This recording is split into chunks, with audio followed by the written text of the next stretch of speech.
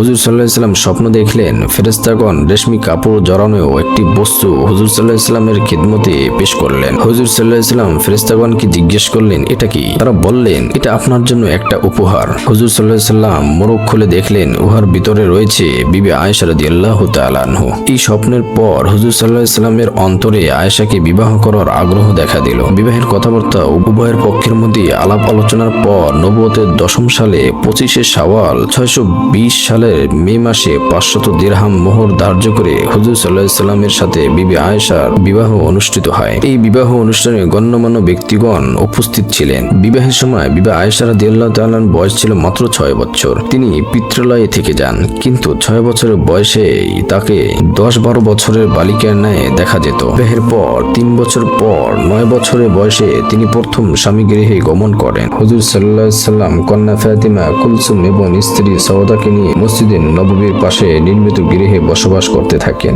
দ্বিতীয় হিজরি সনে 10ই শাওয়াল মাসে 500 দিরহাম মোহর হিসাবে হুজুর সাল্লাল্লাহু আলাইহি ওয়াসাল্লাম আয়েশার কাছে পাঠিয়ে দিলেন। আর রুখসতের দিন দ্বিতীয় হিজরির 21শে শাওয়াল ধার্য হলো। মদিনায় উল্লাসের সারা পড়ে গেল। আনসারদের রমণীগণ আয়েশাকে নবরূপে নিয়ে যাওয়ার জন্য আবু বকর রাদিয়াল্লাহু তাআলা গৃহে আগমন করলেন। তাদের আগমনে আবু বকর রাদিয়াল্লাহু তাআলা মহা আনন্দিত হলেন। অভ্যর্থনার মাধ্যমে মেহমানকে বরণ করে তাদের আদর আপ্যায়নের ভিতর দিয়ে বোঝ সমাধান করেছিলেন। এদিকে আয়েশা রাদিয়াল্লাহু তাআলা দোলনায় দোল খাচ্ছিলেন। মায়ের ইঙ্গিতে দৌড়ে তার কাছে উপস্থিত হন।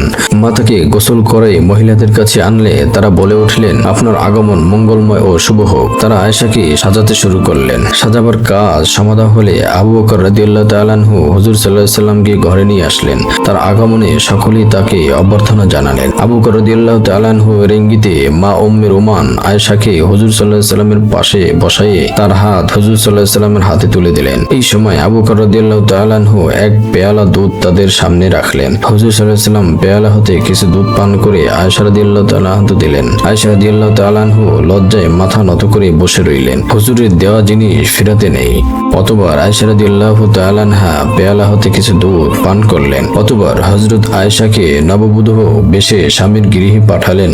বরণ করে নিলেন উম্মুল মুমিনিন সাউদা রাদিয়াল্লাহু তাআলা আনহা। আল্লাহর প্রিয় রাসূলের এমন দিনে বন্ধু বান্ধব আত্মীয় স্বজনকে নিয়ে উৎসব করেন নাই, অথচ আজ তার জীবনের এক পরম খুশির দিন। তার মনে কোনো আফসোস নেই। তিনি এক পেয়ালা দুধ ধারা নবপত্নী ও তার সখীকে অভ্যর্থনা জানালেন। এমন সহজ সরল বিবাহের কাজ সমাধান করলেন। সেখানে ছিল না কোনো অপব্যয় অপচয়, আমেদ উল্লাসের হইচই। আর হুজুর সাল্লাল্লাহু আলাইহি ওয়াসাল্লাম রুখসতের পূর্বে মোহরের টাকা হযরত আয়েশা রাদিয়াল্লাহু তাআলা আনহার কাছে পাঠিয়ে দেন, কেননা তা অবশ্যই স্ত্রীর প্রাপ্য।